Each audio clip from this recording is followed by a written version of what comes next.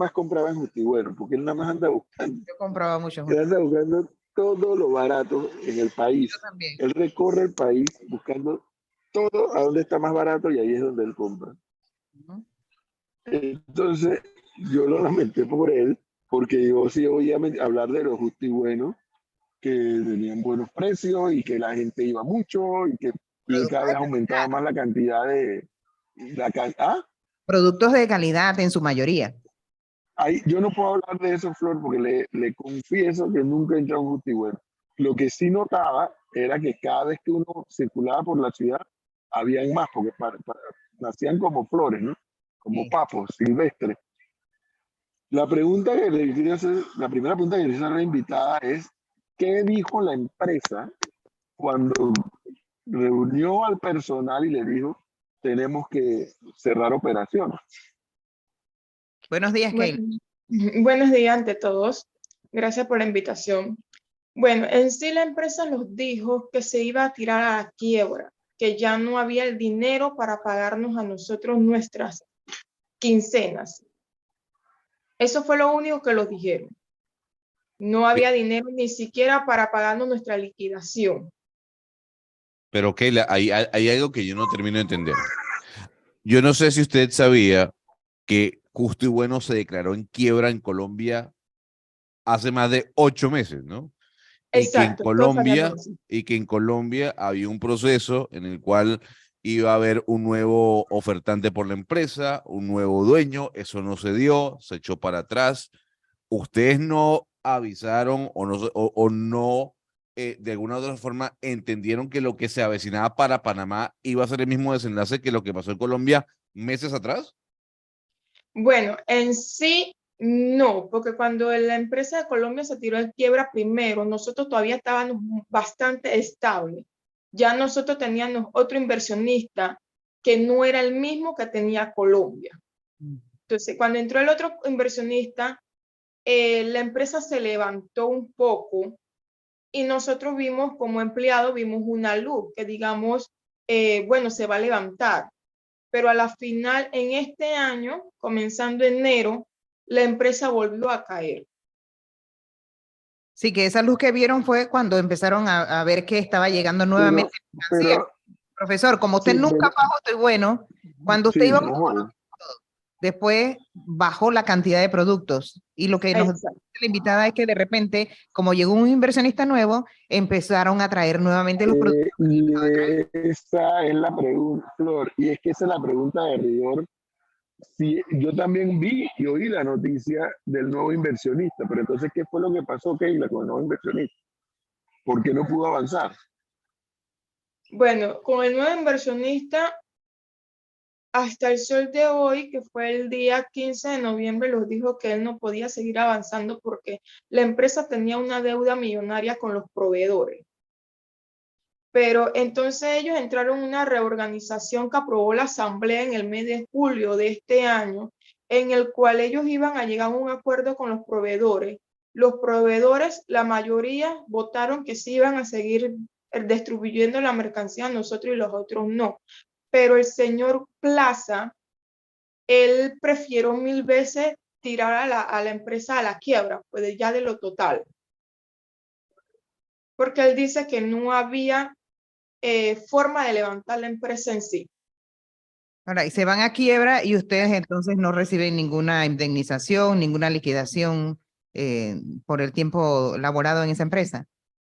No, en 1 año y medio que nosotros tenemos en la empresa, antes que pasara esto, después que pasó lo que pasó en Colombia, y ellos entraron en la organización, dejaron de pagarnos nuestro seguro, en el cual le dieron un documento a cada cobrador, cada trabajador de la tienda, en que ellos decían que nuestras prestaciones, que era lo que era la caja del Seguro Social, también estaba incluida para la organización, para comprar mercancía, para comprar esto, para comprar lo demás que se hacía falta en la tienda. Entonces, cuando a nosotros nos anunciaron eso, nosotros alzamos la voz y compañeros hubieron y pusieron la denuncia. Cuando los compañeros pusieron la denuncia, ellos optaron por votar a esos compañeros porque comenzamos a decir que no era lo acordado con nosotros, porque ninguno de nosotros habíamos firmado un documento en el cual nosotros los íbamos a quedar sin seguro social. Tuvimos casi un año sin seguro social. Pero eso es que un momento, es que ahí hay un tema que se suma ahora, porque en este país que se llama Panamá, descontarle la cuota de seguro social al trabajador No y pagarla. no entregarle esa plata a la caja de seguro social está en la categoría de delito, está en el Código Penal, es delito. Yo me acuerdo de ese debate porque eso se dio cuando yo fui subsecretario de la Asamblea, y me acuerdo cuando eso fue elevado a categoría de delito. Entonces, al perjuicio de la quiebra y al perjuicio de los trabajadores se suma ahora un delito penal, que fue que les contaban la cuota de seguro, pero no se lo pagaban. Daño que se le hace a estos trabajadores también a futuro para el momento de que vayan a aspirarse a jubilarse. Ahora, Gonzalo, de lo que usted puede recordar, ¿cuál fue la causal de quiebra en Colombia? Mala administración. Básicamente, mala administración. La causal de quiebra de Justibueno en Colombia, más allá de la pandemia, fue la mala administración, porque en Colombia se descubrió que había un movimiento, incluso internamente dentro de Justibueno, diferentes trabajadores de la alta gerencia denunciaron los sueldos absurdos que tenían directivos de la compañía. Y más allá de eso, profesor, del mal manejo del flujo de caja, de los altos sueldos de los directivos y de una pérdida constante de dinero, lo que hacía la compañía era seguir abriendo locales y abría locales y abría locales. De alguna u otra forma se fueron a la quiebra. O sea, la justificación de cierre de Justibueno en Colombia fue mala administración. Y ahí es cuando se separan las sociedades, Panamá y Colombia. Y ahí es cuando entra este nuevo inversionista, que es una sociedad llamada Inversiones El Encanto, que es la que mete la platica en Panamá para inyectarle capital a la compañía. Y eso es lo que a mí me sigue llamando la atención. O sea, ¿qué pudo haber pasado? Que ahí lo dice que es la cantidad de deudas que había, pero ¿qué pudo haber pasado que ese nuevo inversionista, en una operación que parecía, para la vista de uno observador, parecía ser exitosa, porque por todos lados se abrían Justibuenos? Allá, pues llegando entre Borbón y Coronado, había abierto uno. Sí. O sea, Sí, habían 120 tiendas. 120. En Panamá, 120. Ahora, Una cifra exagerada para un país tan pequeño. ¿cuántos empleados representaban esas 120 tiendas, Keila? Bueno, en su momento eran los casi 600 empleados por tienda, por las 120 tiendas, casi 600. Sí, porque eran 2 empleados, hasta 3 máximo, ¿no? En cada tienda. Éramos 6 por cada tienda. 6 por cada tienda. Bueno, al principio. Mire, al principio, 6 por cada tienda. Gonzalo hacía una pregunta, Keila, que uno puede decir, bueno, pero ustedes no sabían lo que estaba pasando en Colombia, que la quiebra, que etcétera. En esos momentos, Gonzalo, la capacidad de maniobra del trabajador, salvo que nos llame, por ejemplo, nuestro amigo Samuel Rivera Flor, sí. La capacidad de maniobra del trabajador es bastante reducida, Gonzalo. O sea, si la empresa allá afuera quebró, ¿qué puede hacer el trabajador acá en Panamá? No. ¿Cómo está mi? Espérese. Okay. ¿Cómo está? Yo le voy a decir, ¿se acuerda ya donde trabajábamos antes, donde querían robarle la plata a Flor? Cada vez que yo leía que allá en España había un Guaguancó y que estaban a la quiebra y que le vendían acciones a no sé quién y a no sé cuánto, que tenía que intervenir el Estado. Yo me acuerdo, yo llamaba a un pariente y que, oye, y si eso va a repercutir en Panamá de alguna forma, ¿y qué se puede hacer? Que bueno, lo más, que ustedes pudieran hacer un aseguramiento de bienes y estas cosas, pero eso no es fácil. Creo que me dijeron. Pero imagínate, son 600 trabajadores, o sea, ¿cuánto es la capacidad de maniobra que puede haber allí para asegurar qué cosa? No, yo lo que digo es un tema de previsión y no estoy culpando a los trabajadores ni más faltaba, sino decir, oiga, el viento que sopla en Colombia, porque puede ser distinto en Panamá más allá de la inyección de plata, porque el nivel de deuda que adquirió Justibueno era impagable.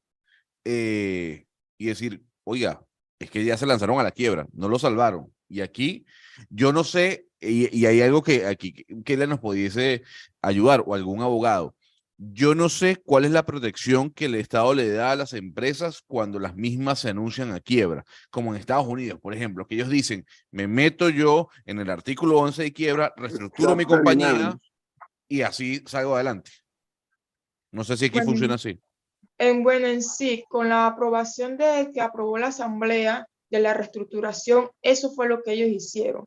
Meterse en una reestructuración para salvar a la empresa, para que la empresa diera a flote, pero dieron hasta el mes de septiembre de este año, en el cual en el mes de septiembre nos dieron la noticia de que no había plata para pagarnos nuestra liquidación. Entonces, nosotros también lo hemos quedado asombrados porque nosotros, a pesar que la empresa de Colombia se fue a la quiebra, nosotros sí levantamos. Nosotros sí levantamos porque la empresa en Colombia y Panamá se separaron. Cuando ellos se separaron, nosotros pudimos levantarnos y ese fue el momento que la inyectaron. Y más aparte de eso, cuando entró la organización, la reorganización de la empresa, el gobierno también inyectó en Justo y Bueno para que la empresa se levantara. Entonces nosotros no le hallamos cabida porque en sí el nuevo inversionista se tiró a la quiebra. Una consulta, usted dice algo que a mí me parece muy grave. El gobierno le inyectó a Justo y Bueno y me parece grave porque el gobierno, ¿qué hace inyectando plata en una empresa privada? A lo que tenemos entendido, lo que los jefes inmediatos los dijeron fue que el gobierno también inyectó en la empresa. Una consulta, Keila. El Bien. representante Espera, de ese... espera, Gonzalo. El gobierno de Panamá inyectó plata. Eso es lo que yo estoy atónito. Oh, ¿cómo podemos verificar eso, Flor? Eh, El gobierno de Panamá inyecta. ¿Eso quién se lo dijo, Keila? Eso está en el artículo de organización que los dieron a nosotros. mire. O sea, a ustedes le mostraron cuál iba a ser el planteamiento de reorganización de la empresa una vez entró el nuevo socio y allí le dijeron a ustedes, es que el gobierno también inyectó platica para salvar a la compañía y a los Está trabajadores. detallado en el documento. Está detallado en un documento, No, Gonzalo. pues, pero Flor, usted tiene que pedir ese documento que hace el gobierno de Panamá ¿Tiene metiendo que la platica. mándamelo por WhatsApp? No, Ok, pues. mando por WhatsApp. ¿Qué le parece, profesor? ¿Está allí? Y ahí está. Bueno, Ahí. ahí está. ¿Está Yo o no no está? salgo el asombro. Yo me quedo aquí pensando que aquí puedo llamar rápidamente y preguntar sobre esto. Que el gobierno de Panamá haya metido plata en una empresa que se sabía quebrada en Colombia y que sabía que... Eso, a ver, Gonzalo, ¿cuántas veces, por asociación de ideas solamente, cuántas veces dijo la diputada Zulay Rodríguez que el gobierno le había dado plata a Copa A Copa. para que no quebrara? Cosa que fue Exactamente. absolutamente mentira. Nunca, ni un dólar. Lo único que Copa pidió y que pidió la IATA es no le cobren a las aerolíneas el tiempo que los aviones van a estar estacionados.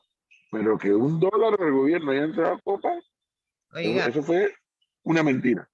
Igual pasó con el tema de los bancos, acuérdense, que el gobierno dispuso de 1.000 y tantos millones para el sistema bancario que estaban allí a disposición y el sistema bancario dijo, sí, ahí está a disposición, pero nadie ha hecho uso de eso. profesor, Aquí hay un oyente Flor, que dice, ¿será que el gobierno pagó deuda? ¿Pero qué hace el gobierno de Panamá pagando la deuda adquirida por una empresa privada? preguntar, Gonzalo, hay que seguir averiguando un poco más. Pero fíjese, tenemos ya vía telefónica a quien siempre nos escucha, abogado y amigo de esta casa, Panamá en Directo, el abogado Samuel Rivera. Se cerró, se cortó la llamada, que está atento Caramba. a la entrevista, pero sí, ya Melissa lo va a llamar de vuelta para conocer sus impresiones después de escuchar este relato de Keila sobre lo que ha ocurrido con esta empresa Justo y Bueno. Keila, una consulta. ¿Usted sabe el nombre del representante legal o de quien dirigía la compañía aquí en Panamá? Bueno, el representante legal, el que llevaba todo el poder era Carlos Ferrer. Raúl Ferrer. El del presidente de la empresa se llama Michel Olmo. Y uno de los inversionistas se llama Gustavo Salomón y el otro se llama Plaza. En sí no me acuerdo cuál es el nombre del señor Plaza. Ellos fueron los nuevos inversionistas que entraron cuando la compañía se separó. Se dividió en dos, ¿no? Okay. Exacto. Bueno, profesor, aquí estamos. Yo creo que esto como que pica y se extiende, ¿no? Todavía estoy enredado. Sí, ya tenemos vía telefónica a Samuel Rivera. Buenos días, licenciado. Bienvenido. Hola. Ha estado escuchando, según me dice, atento lo que nos cuenta nuestra invitada sobre lo ocurrido en Justo y Bueno. ¿Cuáles son sus impresiones? Sí, eso es lastimoso y no es la primera empresa que pasa en los últimos años, después de casi bajado el bajón de la pandemia. Fíjate, yo tengo como el Hotel Benetton, los trabajadores de la cantera Hércules están en las mismas condiciones.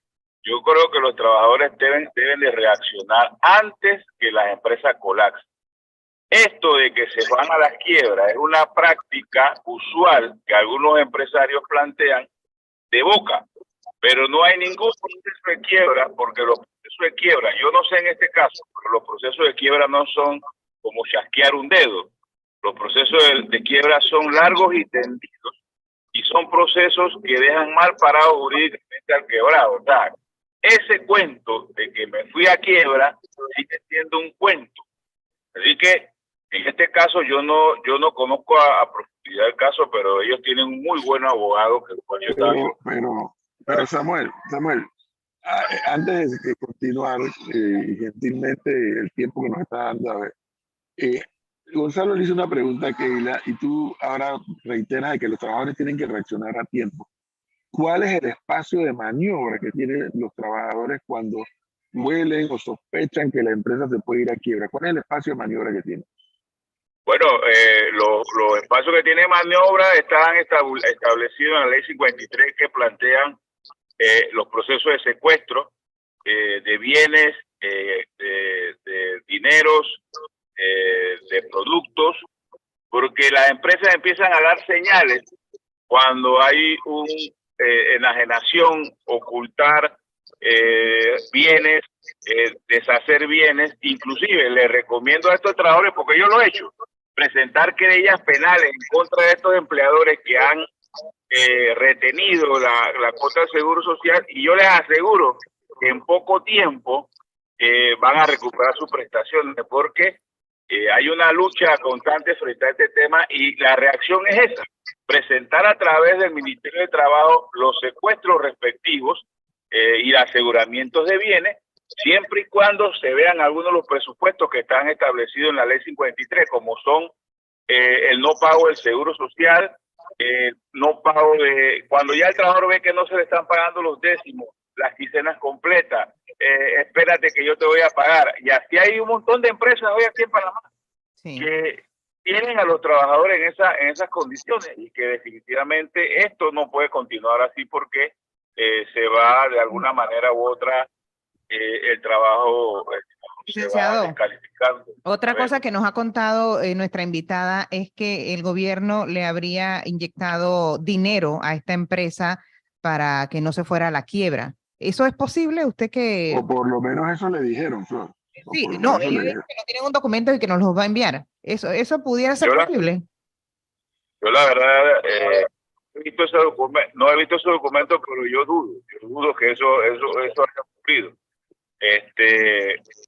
Pero si ocurrió, yo vuelvo y repito el mismo caso. Nosotros tenemos más de 400 trabajadores del Hotel Benetton y hasta ahora ningún gobierno ha planteado qué vamos a hacer con esos trabajadores. Y ya tienen más de 4 o 5 años esperando que se le haga justicia, y ya están trabajando en el Hotel Benetton para abrirlo.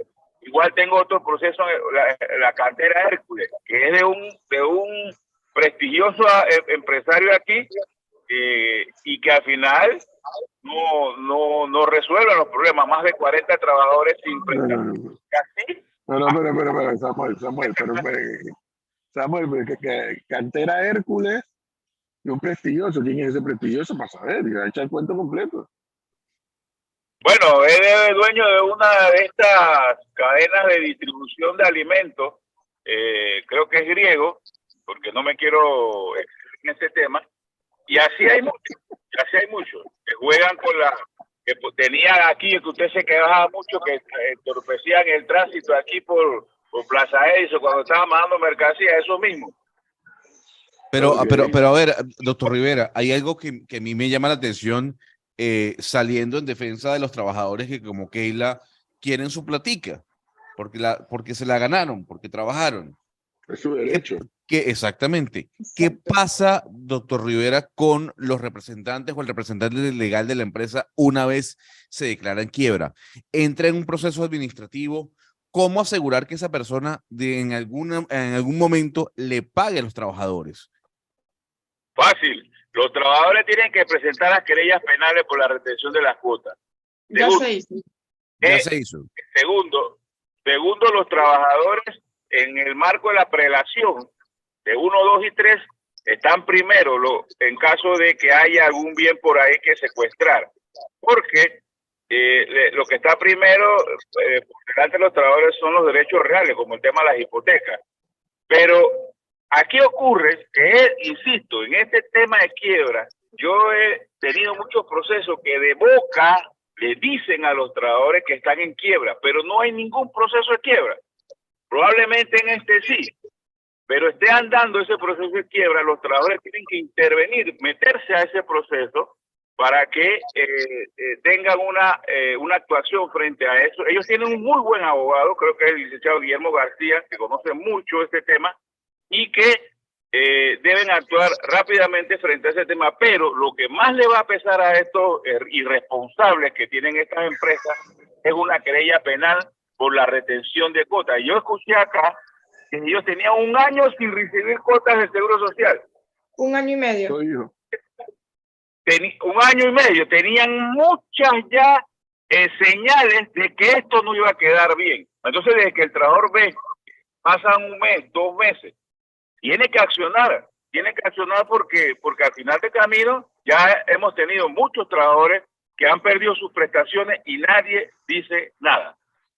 Bueno, en sí cuando pasaron los 2 meses que los dimos de cuenta porque no lo sabíamos, una compañera llegó a la caja de Seguro Social porque el niño se le enfermó. Ahí fue donde nosotros captamos que no lo estaban pagando el seguro. Cuando la compañera se acercó, le dijeron que no podía atender a su hijo porque no estaba asegurado y porque no estaba pagando el seguro. Entonces ahí les dimos la tarea de investigar en la caja del Seguro Social y ahí nos dijeron que no, que la empresa no los estaban pagando nuestro seguro. Entonces nosotros fuimos al Ministerio de Trabajo y le preguntamos también a la caja de Seguro Social cómo hacíamos para reclamar esa plata, y lo primero que nos dijeron que no podíamos hacer nada porque la empresa estaba en reorganización. Cada vez que desde ahí vinieron varios compañeros en el cual también alzaron la voz y dijeron vamos al Ministerio de Trabajo. Cuando fuimos al Ministerio de Trabajo, los principales voceros que andaban primero que yo, a ellos lo votaron. De una vez, apenas que ellos alzaban, de una vez para afuera, los votaban. También no los lograron pagar el décimo del 15 de agosto. Cuando los pagaron el décimo del 15 de agosto, lo pagaron el 1 de septiembre. ¿Cómo lo pagaron el décimo del 15 de agosto? Fue por un compañero que vino y hicimos un piqueteo en la misma sede principal. Y cuando el compañero lo subió en las redes sociales, al día siguiente, ¡boom!, lo liquidaron. Oiga, fíjese, aquí me dicen, Samuel, y usted me dirá si es así, que esta empresa, Justo y Bueno, no entró en un proceso de quiebra, sino en una reorganización conciliada. Ajá. Pero el proceso de quiebra no es un proceso de que yo lo diga de palabra que me voy a tirar a la quiebra, porque eso es lo que usualmente nosotros escuchamos. Entonces, el proceso mismo de quiebra, reitero, no es fácil para un empresario que empieza en el proceso de quiebra porque al final queda en malas condiciones jurídicas. Entonces, no se debe llevar por eso y que nos tiramos a quiebra. Eso es mentira. Además, Samuel, entiendo que eso no es nada más de boquilla, ¿no? Eso es un trámite. Es un proceso ante las autoridades judiciales. Entonces, muchas veces yo he escuchado esto. No, es que inclusive dicen los trabajadores, a mí me despidieron sin derecho a nada. Eso no existe. Pero lo que pasa es que aquí el trabajador tiene que reaccionar. Y si tiene duda, pregunta. Vemos muchos abogados que estamos en la condición de apoyar esta tipo de causas. Las organizaciones sindicales tienen también espacio y para que las cosas no tomen el camino que están tomando, porque yo les puedo hablar de muchos casos que yo tengo y que están en este tipo de actividades, trabajadores por ahí rogando que le paguen las prestaciones, se presentan secuestros, y ahí tengo un secuestro que mandé a la autoridad administrativa y negaron el secuestro porque dice que ellos fueron allá y la empresa le pagó las prestaciones y no mostraron un documento que certificara que a esos trabajadores les pagaran las prestaciones. Inclusive he escuchado a algunas personas mofarse de contratar trabajadores extranjeros, pero dice, no te preocupes, que nosotros vamos a los tribunales y como ellos no tienen derecho, como no son nacionales y no tienen papeles, no te preocupes, que allá los tribunales, en este caso administrativos, nos dan la razón y no le tenemos que pagar las prestaciones. Entonces, aquí, como tú vienes diciendo hace mucho tiempo, el empleo tiene que ser prioridad, pero no puede ser el empleo precario como se quiere estar aquí en algunas ocasiones escuchando a algunos paladines del sector privado planteando que lo están haciendo muy bien. Entonces, que hablemos serio, porque eso no es serio, que el trabajador, yo tengo trabajadores ahí, ahora que ahorro mi WhatsApp, hay más de 10 trabajadores preguntando, licenciado, ¿y las prestaciones qué pasó? ¿Qué pasó? ¿La empresa pagó? ¿No pagó? Y a cada rato lo tengo, los trabajadores cantera de Hércules, que ya no saben qué hacer. Entonces, ahí vamos a proceder contra este empresario penalmente para ver si comparece al proceso, porque el proceso administrativo, cuando fuimos a ver, ya no tenía un solo lápiz, todos lo habían casi autosecuestrado. Bueno, Samuel, muchísimas gracias como siempre por tu gentileza y ayudarnos a entender estos temas. Mire que si lo de que el gobierno inyecta plata en esa empresa, ¿por qué no lo inyecta en Hotel Benetton, por ejemplo? Yo me he quedado con eso, ¿eh? Me he quedado con eso. Alguien por acá me da una versión que no sé, hasta ahorita, profe, lo que nos digan es especulaciones si alguien no confirma la información que nos ha dado Keila. Y bueno, estoy a la espera de que cerremos con ella para que me envíen foto del documento. Dice, me imagino, dice este oyente, o me quiero imaginar que es que el gobierno le pagó lo de los vales digitales, de que es justo y bueno. Bueno, tal vez.